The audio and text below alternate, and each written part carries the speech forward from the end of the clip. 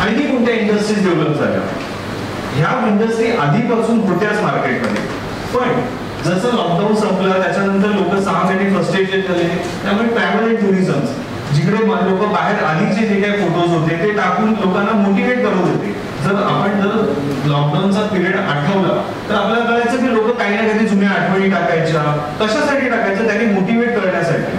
बऱ्याचशा इंडस्ट्रीज किंवा बऱ्याचशा सोशल मीडिया कंपनीज हे काम करायचे की आपण बाहेरगावी गेलेलो जुने फोटोज टाकत होते. कशासाठी? एक मोटिवेशन म्हणून. तर ट्रॅव्हल अँड टुरिझम इंडस्ट्री बऱ्या प्रमाणात ग्रोथ होईल. त्याच्यानंतर hotel industries, hotel food available नव्हतं त्यामुळे हॉटेलचे फोटोज, फूडचे फोटोज काढून लोक पाठवत होती. त्यामुळे बऱ्या प्रमाणात हॉटेल इंडस्ट्रीज आली आणि ती कंटिन्यू राहिली.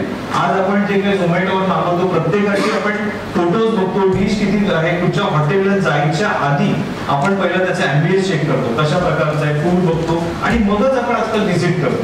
त्यामुळे फूड आहे, रिअल इस्टेट्स.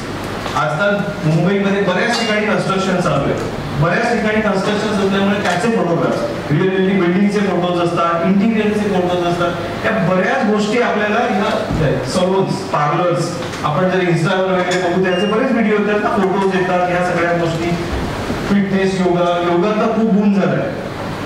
लॉकडाऊन नंतर योगा आधी कोणाला माहितच नव्हता, पण आता प्रत्येक जण मेडिटेशन करतो. या सगळ्या गोष्टी लॉकडाऊनचा आपल्याला खूप उपयोग पण झालाय आणि बऱ्याचशा इंडस्ट्रीजना ह्या गोष्टी, आणि आता कसं ह्या सगळ्या इंडस्ट्री आता अपडेटेड आहे. हे प्रत्येक जण कंटिन्यू आता आपल्याला इन्स्टा, फेसबुकवर नवीन नवीन पोस्ट टाकतात. स्पोर्ट्स अकॅडमी आहे.